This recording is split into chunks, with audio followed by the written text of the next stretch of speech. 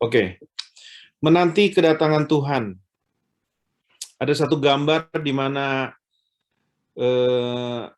mungkin seperti ini. Kita akan melihat langsung mengenai Tuhan yang akan datang dan ada malaikat-malaikat. Ini satu visual yang manusia bisa pikirkan.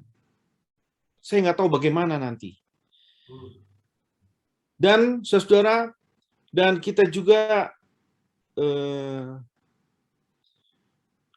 diperhadapkan dengan waktu yang semakin mendekat. Saya percaya bahwa ini adalah kerinduan setiap kita di dalam dunia ini. Apa yang kita punya pada saat ini hanya sementara saja. Sekali lagi, apa yang kita punya hanya sementara. Mungkin ada yang sakit hati dengan kata-kata ini. Apa yang kita punya adalah sementara, tetapi ini adalah suatu kenyataan. Apa yang saudara miliki pada saat ini, kebanggaan kita, jangan kecewa. Ini benar-benar sementara. Bahkan waktunya, saya percaya semakin hari semakin dekat. Pernahkah kita bayangkan apa yang kita punya, apa yang sedang kita nikmati pada saat ini, baik rumah, kendaraan, harta, uang yang kita punya, itu tidak akan kita pakai lagi. Saudara, kapan waktu itu? Saya tidak tahu. Kita nggak usah menebak-nebak, kita nggak usah hitung-hitung. Tapi yang paling penting adalah mari kita mempersiapkan diri dengan sungguh-sungguh. Saudara, saat ini kita hidup dalam satu perubahan zaman yang sangat cepat. Dan tidak terasa kita sudah hidup dalam zaman COVID selama 2 tahun lebih. Dan seluruh dunia terpaksa dan dipaksa harus menyesuaikan diri dengan situasi ini. Dan yang lain yang menjadi isu yang tidak kalah penting adalah setiap hari kita juga disuguhkan dengan berita-berita perang yang sangat mengerikan dan bukan makin lama makin sepi atau teredam, tetapi makin lama makin mengerikan dan makin panas. Perang Rusia Ukraina membawa dampak yang sangat besar ke seluruh dunia. Bahkan diikuti dengan situasi yang memanas dengan US, China, Taiwan, Israel, Iran, bahkan juga krisis ekonomi yang semakin mengerikan. Saudara, kalau setiap kali kita membaca berita yang tidak pernah sepi dengan hal-hal yang begitu hot, yang begitu hangat, saudara, semua menunjukkan kepada satu tanda-tanda zaman mengenai kedatangan Tuhan yang semakin dekat. Dan ini adalah suatu keluhan, pertanyaan murid-murid Tuhan Yesus kepada Tuhan sendiri. Dalam Matius 24, ayat yang ketiga, ketika Yesus duduk di atas Bukit Zaitun, datanglah murid-muridnya kepadanya untuk bercakap-cakap sendirian dengan dia. Kata mereka, katakanlah kepada kami, bila manakah itu akan terjadi dan apakah tanda kedatanganmu dan tanda kesudahan dunia. Saudara, kalau kita melihat dari firman Tuhan ini, saudara, ada suatu kegelisahan dalam hati murid-murid, di dalam hati mereka mengenai isu kesudahan dunia, akhir dari semua kehidupan. Dan saudara, kalau kita pikirkan, ini sudah sejak 2000 tahun yang lalu, dapat dikatakan sudah berabad-abad. Ada sesuatu kekhawatiran apa yang terjadi kemudian. Ada juga suatu mungkin pengharapan sebagai pengikut Tuhan. Hidup dalam dunia yang serba bergejolak. Dan kadang-kadang membingungkan seperti ini. Perasaan dan pemikiran ini update, saudara, sampai saat ini. Apa yang akan terjadi kemudian? Bagaimana tanda kedatanganmu? Bagaimana tanda kesudahan dunia?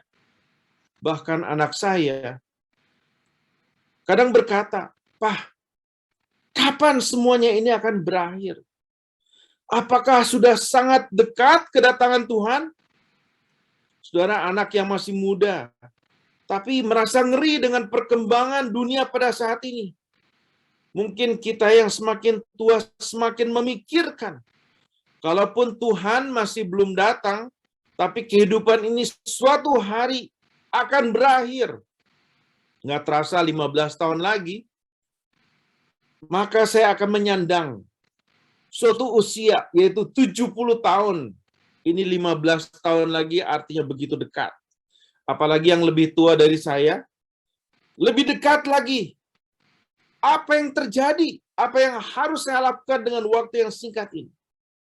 Saudara, kita nggak usah mempersoalkan waktunya kapan, tapi yang pasti kita bersama-sama menantikan kedatangan Tuhan Yesus. Dan berkaitan dengan hal ini, Tuhan Yesus mengingatkan kita mengenai perumpamaan gadis-gadis yang bijak dan gadis-gadis yang bodoh. Itu dalam Matius 25. Dikatakan bahwa pada waktu itu hal kerajaan surga seumpama 10 gadis yang mengambil pelitanya dan pergi menyongsong mempelai laki-laki. 5 diantaranya bodoh dan 5 bijaksana. Gadis-gadis yang bodoh itu membawa pelitanya. Tetapi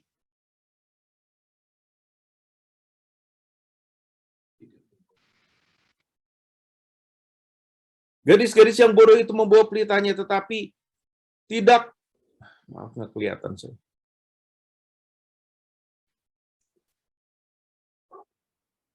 Tetapi tidak membawa minyak. Sedangkan gadis-gadis yang bijaksana itu membawa pelitanya juga dan juga minyak dalam buli-buli mereka. Tetapi karena mempelai itu lama tidak datang-datang juga, mengantuklah mereka. Semua lalu tertidur. Waktu tengah malam, terdengarlah suara orang berseru, "Mempelai datang, songsonglah dia." Gadis-gadis itu pun bangun semuanya, lalu membereskan pelitanya. Gadis-gadis yang bodoh berkata kepada gadis-gadis yang bijaksana, "Berikanlah kami sedikit dari minyakmu itu, sebab pelita kami hampir padam." Tetapi gadis-gadis yang bijaksana itu, jawab gadis-gadis yang bijaksana itu, "Tidak, nanti tidak cukup untuk kami dan untuk kamu. Lebih baik kamu pergi kepada penjual minyak dan beli di situ." Akan tetapi waktu mereka sedang pergi dan membelinya, datanglah mempelai itu dan mereka yang telah siap sedia masuk bersama-sama dengan mereka ke ruang perjamuan kawin, lalu pintu ditutup. Lalu datang juga gadis-gadis yang lain dan berkata, "Tuan, Tuan, bukakanlah kami pintu." Tetapi ia menjawab, "Aku berkata kepadamu, sesungguhnya aku tidak mengenal kamu. Karena itu, berjaga-jagalah, sebab kamu tidak tahu akan hari maupun akan saatnya." Sampai semikian jauh pembacaan firman Tuhan. Saudara, yang pertama yang kita mau merenungkan di sini adalah menanti kedatangan Tuhan. Saudara, 10 gadis ini mempunyai tujuan dan kerinduan yang sama, yaitu menantikan kedatangan mempelai laki-laki. Dan kita tahu ini merupakan gambaran dari kedatangan Yesus, di mana gereja menantikan Yesus. Saudara, apakah kita sangat rindu dengan kedatangan Tuhan? Jawabannya pasti. Dan ini adalah pengharapan yang paling utama, yang sangat dinantikan. Suatu hari kita benar-benar menghadapi bahwa iman percaya kita itu dibuktikan dan tidak sia-sia.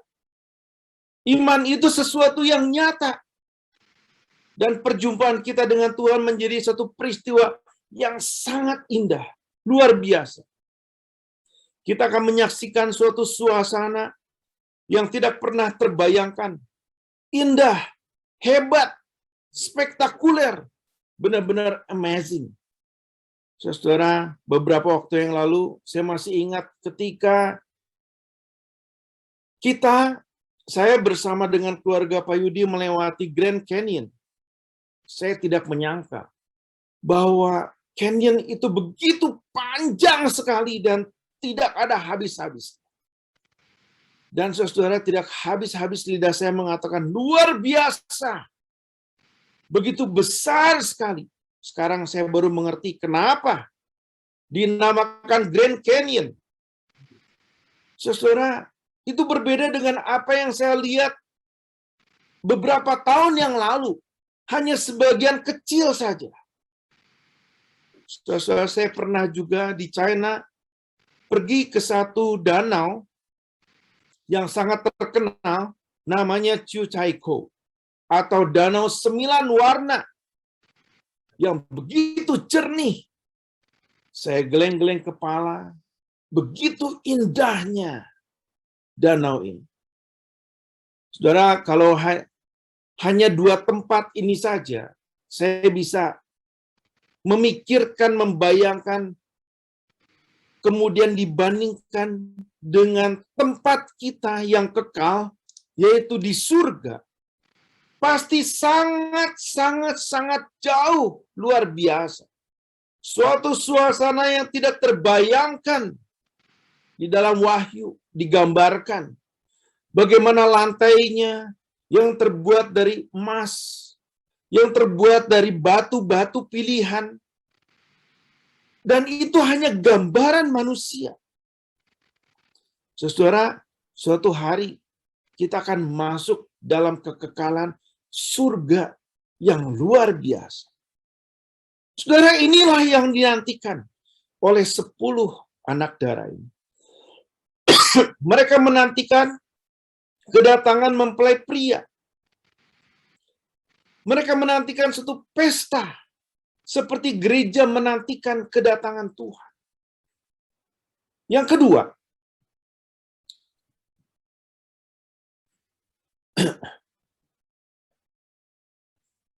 kesiapan menantikan kedatangan Tuhan. Tapi orang yang menantikan kedatangan Tuhan ini dibagi dalam 2 jenis. Yang pertama, orang yang bijaksana atau gadis yang bijaksana, artinya yang siap, cerdik. Dia benar-benar berhati-hati, arif, orang yang benar-benar wise. Dan yang kedua, yang di belakang itu adalah orang yang bodoh, kurang persiapan dan tidak berakal. Atau dalam bahasa yang kasarnya, tolol orang ini. Saudara, ke-10 gadis ini semuanya membawa pelita. Dan rupanya itu adalah satu syarat untuk masuk dalam pesta pernikahan ini. Harus membawa pelita. Yang siap membawa pelita artinya adalah orang-orang yang siap untuk masuk dalam pernikahan ini. Tetapi yang tidak membawa pelita artinya mereka yang tidak siap untuk masuk dalam pesta ini. Yang siap membawa perlengkapan yang cukup, bukan hanya pelita, tetapi juga minyak yang cukup. Supaya dijaga pelita itu bisa tetap menyala. Saudara, 10 gadis ini semuanya membawa pelita.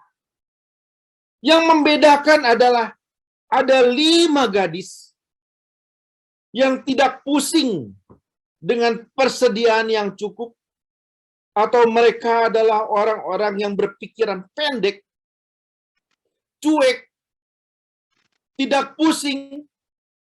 Mungkin mereka adalah orang yang praktis tetapi kurang berakal. Sekali lagi bahasa kasarnya, membawa pelita tetapi kurang persiapan. Tidak dapat memprediksi apakah nanti pelitanya minyaknya itu cukup atau tidak. Dan inilah yang dapat dikatakan bodoh atau tolol. Yang penting datang. Apa yang terjadi, ya gimana nanti? Artinya, saudara, 5 darah yang bodoh ini sama-sama membawa pelita. Tetapi ada yang mereka kurang mempersiapkan diri dengan baik, yaitu tidak bawa persiapan minyak. Ini adalah gambaran yang tepat untuk kehidupan Kristen yang menantikan kedatangan Tuhan, tetapi kurang mempersiapkan diri. Pelita ini adalah api yang memerlukan minyak, yang harus dijaga. Dan sungguh-sungguh minyak itu diperlukan supaya pelita ini bisa terus menyala.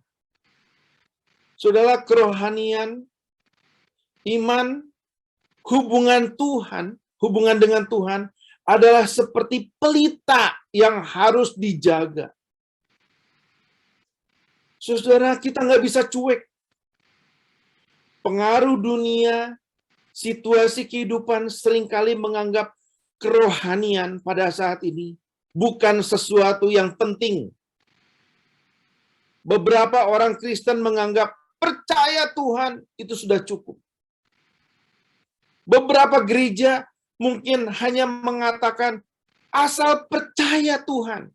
Saudara, kita nggak bisa asal ketika percaya Tuhan.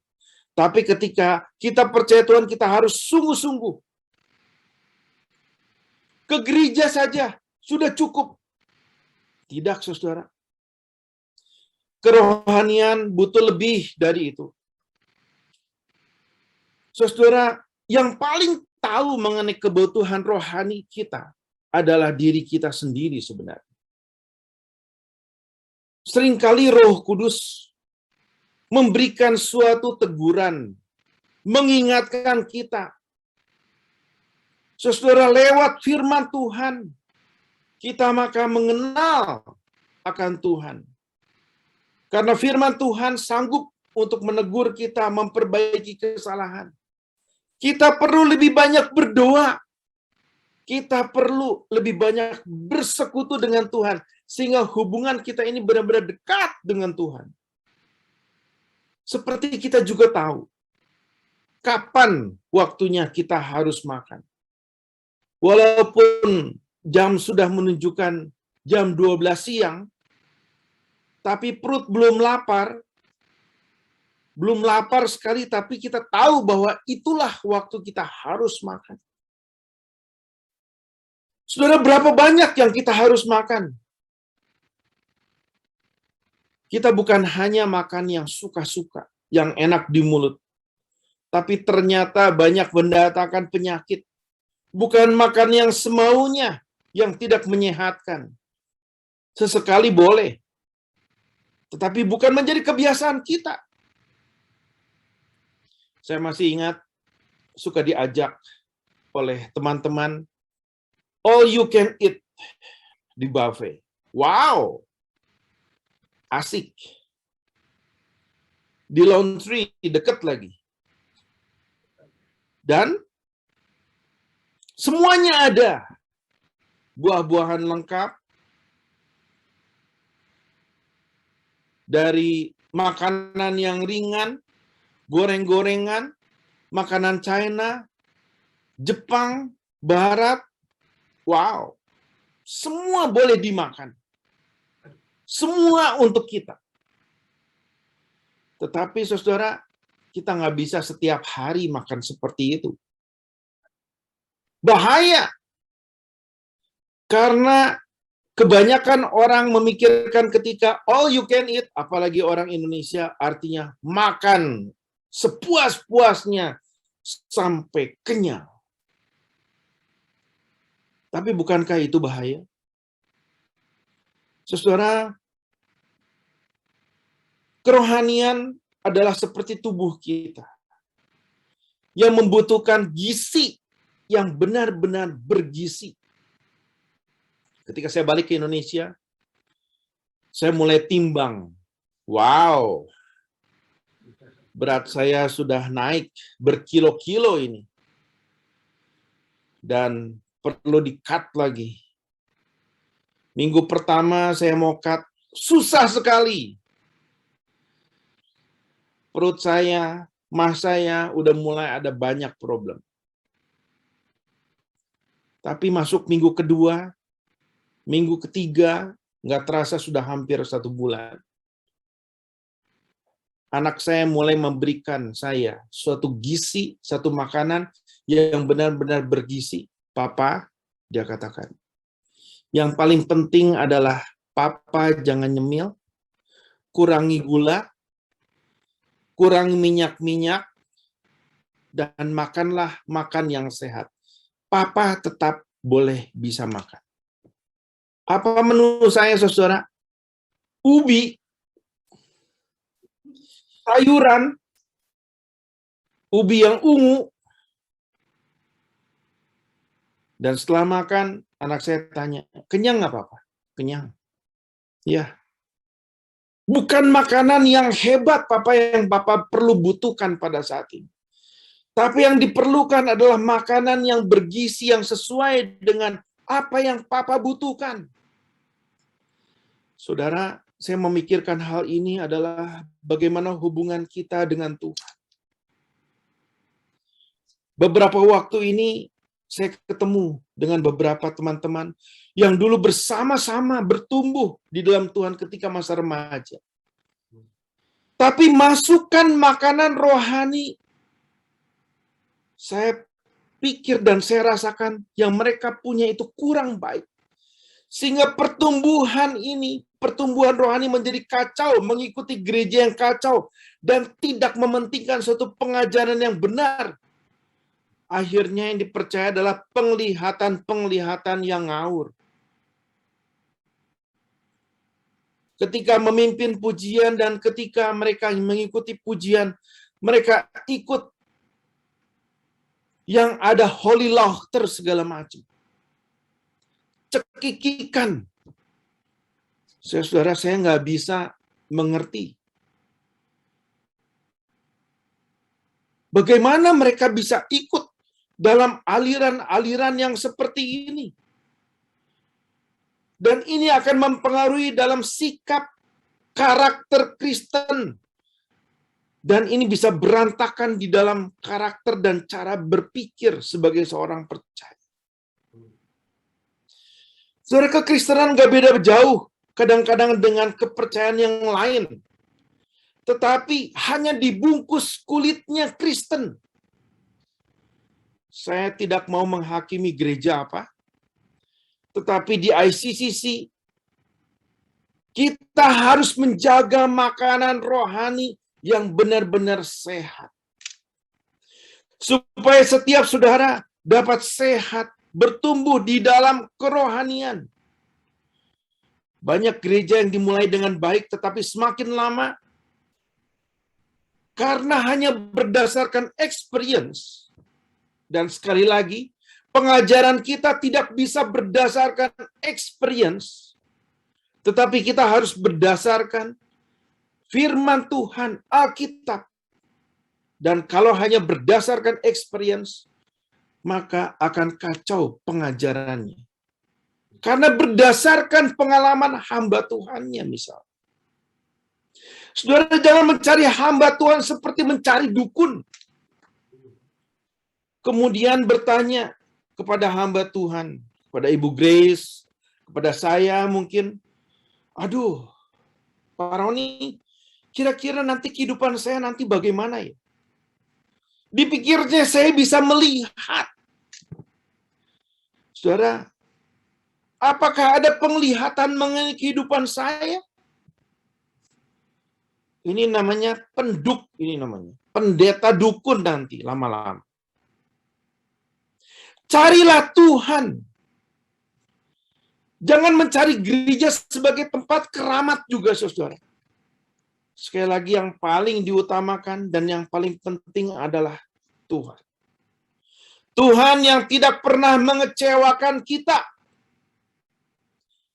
Carilah kebenaran Alkitab yang benar-benar. Dan setiap pengajaran perlu diuji. Saudara, Tuhan sangat memperhatikan kerohanian kita. Karena itu ada penyertaan Roh Kudus di dalam kehidupan kita. Tuhan memberikan penyertaan Roh Kudus. Tapi Tuhan mau mengingatkan supaya kita juga mempunyai tanggung jawab untuk memelihara kerohanian kita. Berapa banyak kita meluangkan waktu untuk berdoa? Berapa banyak kita meluangkan waktu untuk retreat rohani dan mencari Tuhan? Berapa banyak kita mempunyai tanggung jawab untuk memelihara dan menjaga kerohanian kita? Saya bisa makan seenaknya. Saya punya uang untuk beli apapun makanan yang enak-enak. Tapi sekali lagi, belum tentu semuanya itu membawa kesehatan yang benar-benar ke dalam diri saya. Demikian juga kerohanian kita. Kita harus memelihara gizi kerohanian kita supaya benar-benar sehat sementara kita menantikan kedatangan Tuhan. Kenapa, saudara? Karena menjelang kedatangan Tuhan, saya percaya iblis mengamuk. Saya percaya bahwa kita diserang dengan berbagai macam situasi. Saudara, kita harus mempersiapkan pelita iman kita supaya jangan sampai kandas di tengah jalan. Supaya jangan minyak itu habis. Supaya jangan api itu mati. Saudara, iman yang kita punya harus dibangun dan didirikan di atas batu karang yang benar-benar kuat dan bukan di atas pasir.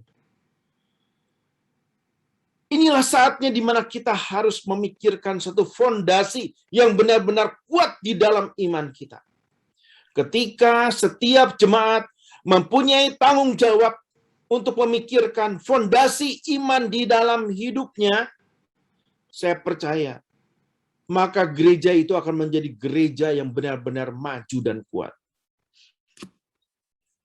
Yang ketiga,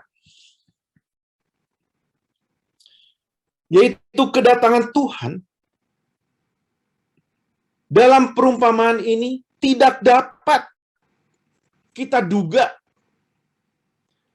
Kedatangan Tuhan tidak dapat disangka kapan terjadi. Mereka menunggu pasti sudah sangat lama. Cukup lama sehingga mereka capek, tertidur. Sampai tengah malam. Tiba-tiba ada seruan. Mereka harus siap-siap mempelai datang.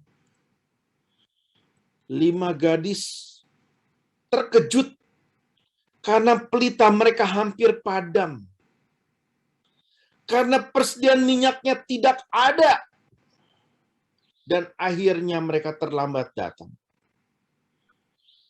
Saudara, kalau kita menjadi orang Kristen yang seperti 5 gadis yang bodoh ini, artinya kita tidak mempunyai pegangan yang kokoh, tidak punya pegangan yang kuat, dan kita menghadapi pengaruh zaman ini, dan ketika krisis menghantam dunia, menghantam hidup kita, disitulah banyak orang-orang Kristen yang kolaps, stres, give up.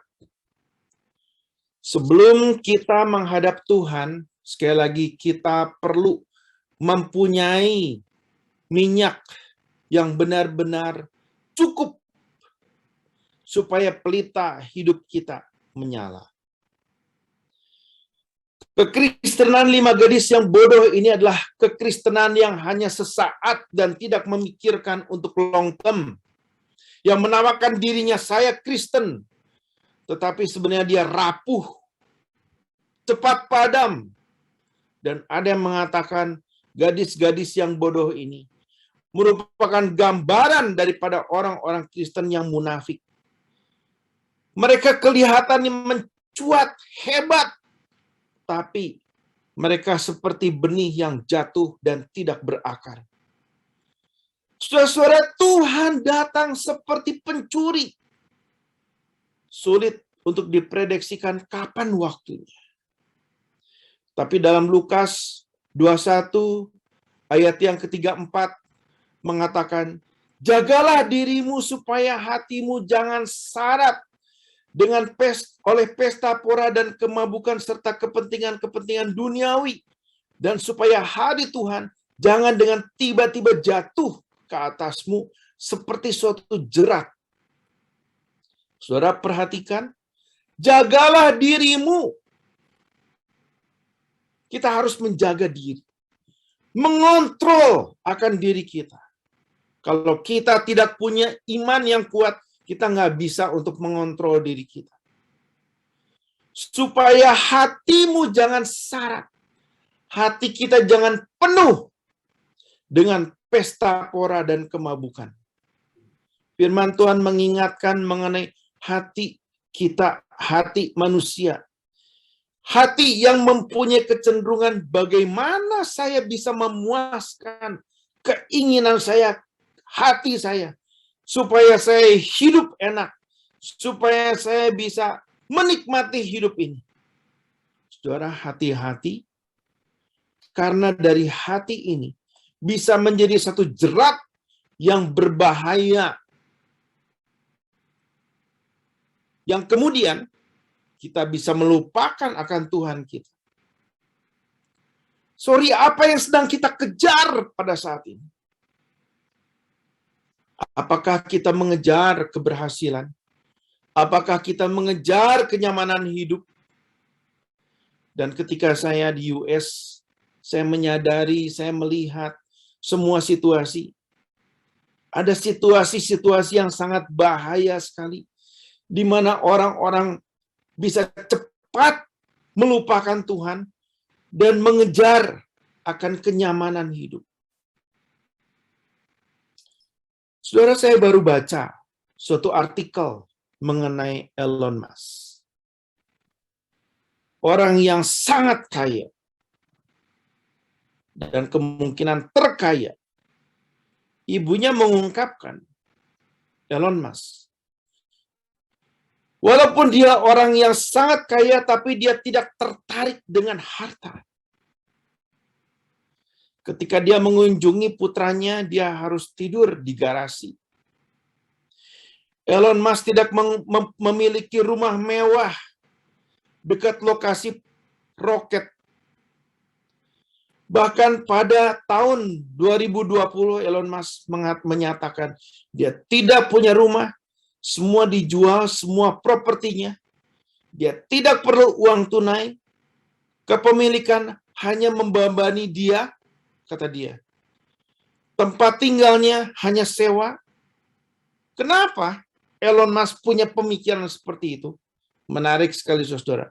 Dalam artikel itu katakan, karena tujuannya suatu saat saya akan tinggal di Mars. Menarik, saudara. Mari kita bandingkan, kita punya tujuan yang gak kalah hebat daripada Elon Musk. Walaupun kita bukan orang yang kaya seperti Elon Musk, tetapi saudara, kita punya tujuan yang lebih berharga, lebih hebat. Tujuan kita adalah surga yang lebih daripada Mars yang masih nggak pasti. Planet Mars yang menjadi tujuan daripada Elon Musk tidak pasti. Masih dalam penyelidikan. Mungkin tetapi kita harus belajar daripada Elon Musk. Untuk mengutamakan Mars, dia mau fungsi, dia mau melepaskan semua apa yang menjadi tujuan di dunia ini. Untuk mengutamakan surga, apa yang harus kita lakukan di dalam dunia ini? Ketika kekuatan pelita meredup, ketika kita mencari minyak tambahan, tetapi waktunya sudah menjadi sangat terlambat, semuanya percuma. Pengantin datang, Tuhan datang, dan pintu tertutup untuk selama-lamanya. Ini adalah peristiwa yang penting, yang hanya sekali terjadi, Dan usaha 5 gadis ini untuk menunggu, menantikan dari awal, semuanya tidak berguna. Mereka datang terlambat, menggedor pintu, memohon, tolong bukakan pintu. Tapi tidak ada gunanya. Yang ada penyesalan. Dan dikatakan dari dalam tempat itu bahwa aku tidak mengenal kamu. Ini suatu kata-kata yang sangat menyakitkan. Saudara, semua usaha kita sebagai orang percaya kadang-kadang bisa sia-sia karena kita tidak mempersiapkan kehidupan rohani kita, hati kita, iman kita, pelita dalam hidup kita. Sampai akhirnya kesempatan itu tertutup. Ada banyak orang yang mengatakan dirinya orang Kristen, tetapi tidak mau sungguh-sungguh dengan Tuhan, dan selalu katakan, nanti. Belum waktunya, nanti. Jangan sampai ketika kita datang terlambat, dan kita hanya mendengar satu suara, "Enyahlah kamu, aku tidak mengenal engkau." Saudara yang kekasih, dalam Lukas pasal yang 13 ayat yang ke-24 dikatakan, "Berjuanglah melalui pintu yang sesak itu." Banyak orang yang berusaha untuk masuk, tetapi tidak akan dapat. Ayat ini sangat mengerikan sekali, saudara. Jangan sampai apa yang kita lakukan ini menjadi sia-sia. Tidak siap. Sampai pada hari itu. Berjuanglah. Seperti orang dalam satu pertandingan. Berusaha dengan sekuat tenaga untuk mencapai suatu target. Inilah berjuang. Berjuang. Kita harus berjuang untuk masuk dalam pintu yang sesak itu. Ada yang perlu dikalahkan. Ada apa yang perlu dikalahkan? Ada yang perlu diusahakan. Ada yang perlu ditinggalkan. Supaya kita semakin maju di dalam Tuhan. Saudara, bagaimana kita memperjuangkan iman kita supaya semakin hari semakin dewasa, semakin terus bertumbuh? Kita perlu semakin berjaga-jaga dan berdoa. Kerohanian perlu dipersediakan sedemikian rupa menjelang kedatangan Tuhan. Seperti seorang pengantin wanita yang merias, mempersiapkan dirinya sedemikian rupa untuk menyambut kekasihnya. Saudara, mari kita menyambut suatu hari kedatangan Tuhan dengan suatu kesiapan rohani yang sungguh-sungguh. Tuhan, aku siap, Tuhan. Amin. Mari kita datang kepada Tuhan.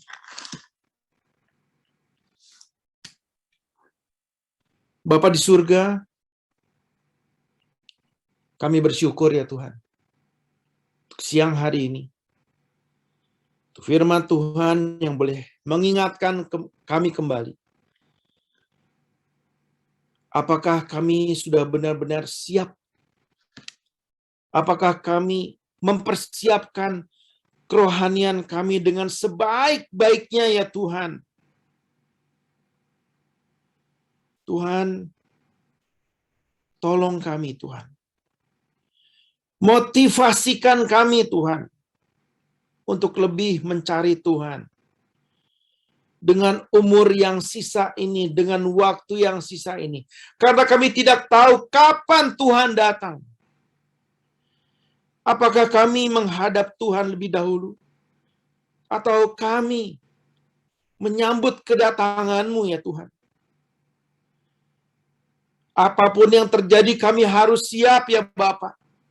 Tuhan mempersiapkan akan setiap jemaat-Mu supaya kami boleh sungguh-sungguh menjadi pengantin Allah. Pengantin Kristus yang sungguh-sungguh layak di hadapan-Mu.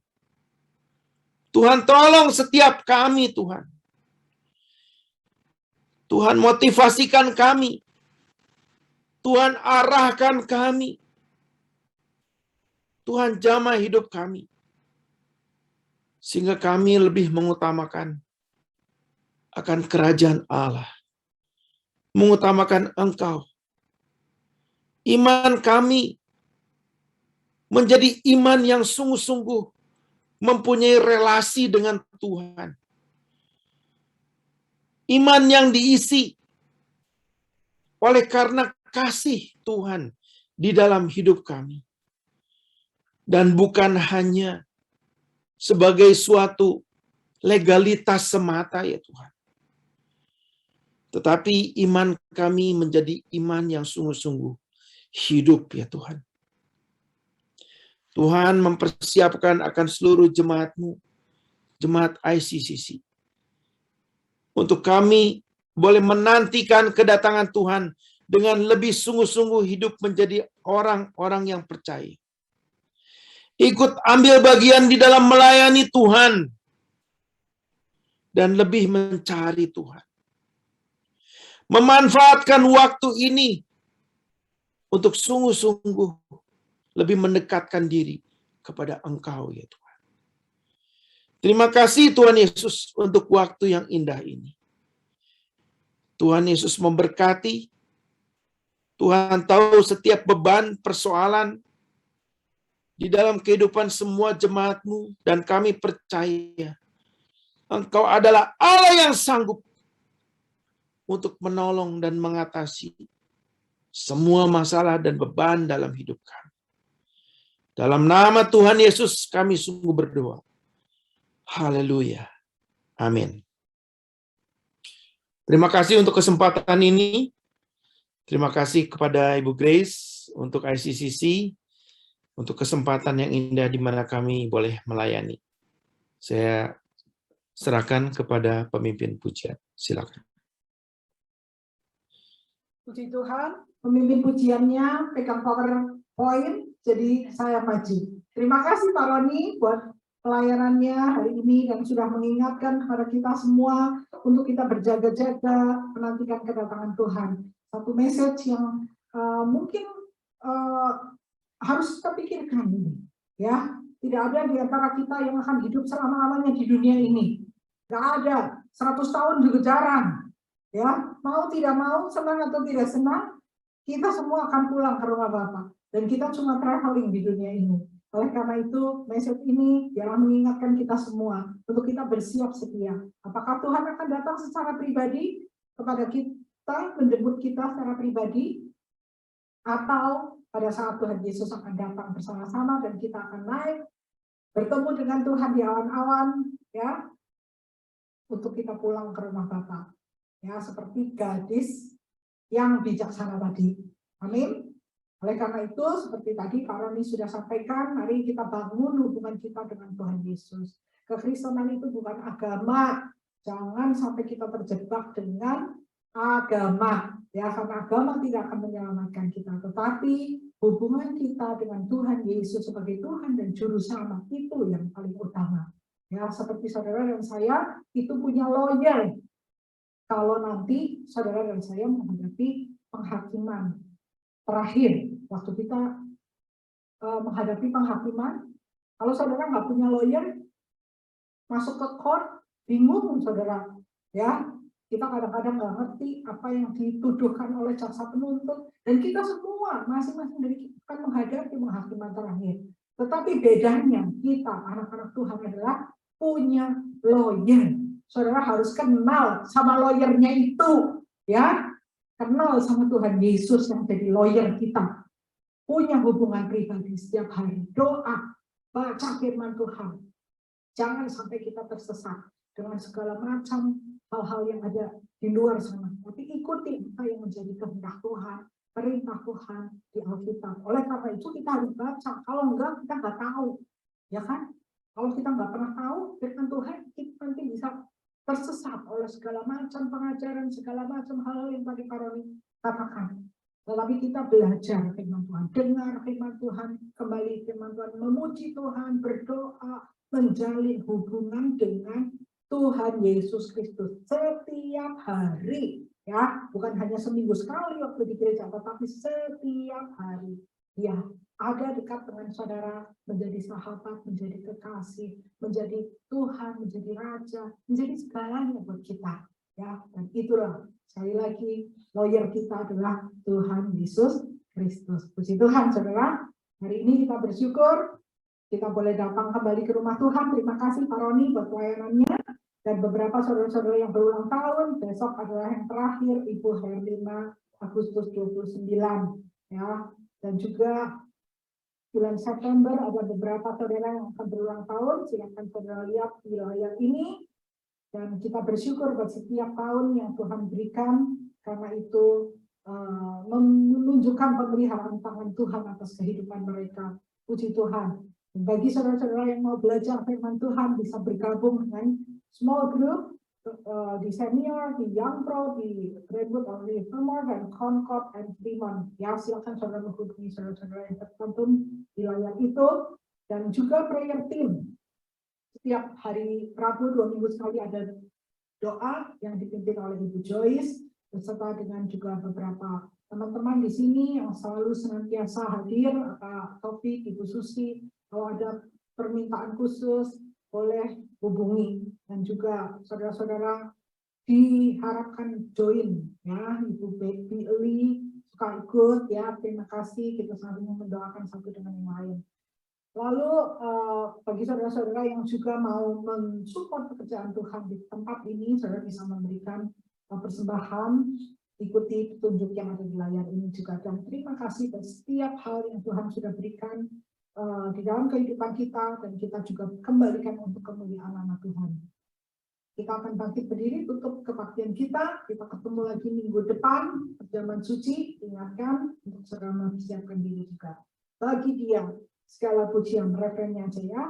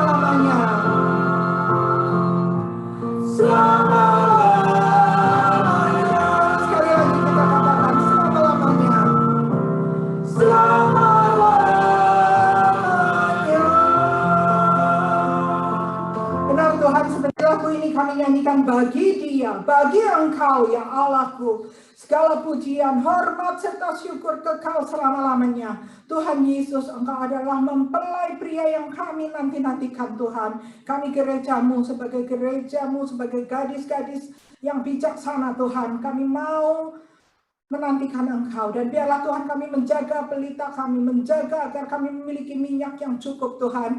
Di hari-hari terakhir ini kami tidak mau ketinggalan, seperti message yang tadi kami sudah dengar Tuhan. Biarlah kami berjaga-jaga senantiasa, waspada, melihat segala tanda-tanda kedatangan-Mu yang sudah tidak lama lagi. Tuhan, kami menantikan Engkau. Biarlah Tuhan, Engkau sendiri yang menolong kami, Membantu kami Allah Roh Kudus, untuk kami boleh semakin hari, kami boleh semakin maju, makin mengikut apa yang menjadi rencanamu, makin serupa dengan Engkau, makin dilayakkan Tuhan, untuk kami masuk ke dalam perjamuan kawin anak domba bersama dengan Engkau. Terima kasih Bapak, terima kasih Pak Roni yang sudah menyampaikan firman-Mu. Engkau berkati Tuhan, Engkau pakai Pak Roni dan Bu Indiria dimanapun mereka berada bersama dengan keluarganya. Biarlah Tuhan Pak Roni dan Bu Indiria boleh dipakai menjadi saluran berkat Tuhan bagi Indonesia, di mana dia ada sekarang. Tetapi Engkau juga akan pimpin Pak Roni dan Bu Indiria untuk tugas-tugas yang akan datang dimanapun mereka berada bersama dengan anak-anaknya. Tuhan, kami berdoa, cukupkan apa yang menjadi kebutuhan mereka, apapun yang menjadi kerinduan hati mereka. Engkau tahu, dan biarlah kehendak-Mu yang jadi. Kami semua Tuhan yang ada di sini juga kami bersyukur, berterima kasih buat anugerah-Mu yang begitu besar buat kami setiap hari Tuhan. Kami boleh hidup, kami boleh hadir Tuhan pada siang hari ini. Di tempat ini pun karena anugerah-Mu. Terima kasih buat pemeliharaan tangan-Mu setiap hari. Terima kasih Tuhan. Biarlah kami juga mau mempersembahkan hidup kami hanya untuk Engkau, untuk mengikuti apa yang menjadi rencana dan kehendak-Mu. Dimanapun, apapun yang Engkau berikan dalam hidup kami Tuhan, biarlah kami boleh mempersembahkannya untuk Engkau. Kalau kami adalah ibu rumah tangga Tuhan, kami adalah orang-orang yang bersekolah, bisnismen, orang-orang yang bekerja, apapun kami Tuhan, biarlah kami boleh menjadi garam dan terang dimanapun kami berada. Tuhan, tolong kami, berikan kami keberanian Tuhan untuk menjadi saksi-Mu yang hidup. Ampuni Tuhan setiap dosa, kesalahan kami, kecerobohan kami, segala keteledoran kami. Seperti kami juga mau mengampuni orang-orang yang bersalah kepada kami. Dan biarlah hati kami selalu terarah kepada-Mu. Tuhan, pada siang hari ini kami berdoa, kalau ada yang sakit, biarlah Engkau yang